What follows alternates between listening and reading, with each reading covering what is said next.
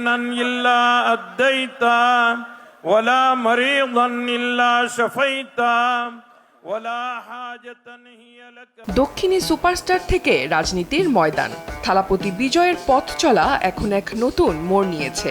অভিনয়ের গ্ল্যামার ছেড়ে এবার তামিলনাড়ুর রাজনীতিতে শক্ত অবস্থান তৈরি করতে দৃঢ়প্রতিজ্ঞ বিজয়। এরই অংশ হিসেবে সম্প্রতি ভারতের তামিলনাড়ুর মুসলমানদের প্রতি সংহতি প্রকাশ করতে চেন্নাইয়ে আয়োজন করেছিলেন এক বিশাল ইফতার পার্টির।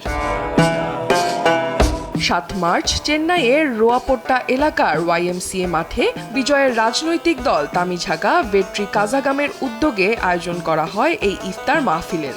মুসলিম সম্প্রদায়ের প্রতি সংহতি জানিয়ে নিজেও সারাদিন রোজা রাখেন বিজয়, এমনকি নামাজেও অংশ নেন। আয়োজনে উপস্থিত ছিলেন স্থানীয় 15টি মসজিদের ইমাম সহ প্রায় 3000 মানুষ।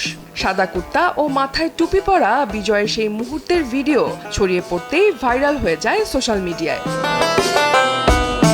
এই ইফতার আয়োজনের পর ভক্তদের মধ্যে মতভেদ স্পষ্ট হয়ে উঠেছে। অনেকে বিজয়ের সম্প্রীতির বার্তাকে সাধুবাদ জানিয়েছেন, আবার কেউ কেউ এটিকে কেবলমাত্র ভোটের রাজনীতির কৌশল হিসেবেই দেখছেন। কেউ বলছেন একজন নেতা হিসেবে এটি প্রশংসনীয় উদ্যোগ, আবার কেউ কটাক্ষ করে লিখেছেন নতুন দল খুলেছেন, তাই ভোট ব্যাংকের জন্য ভাইজানদের খুশি করতে হবে।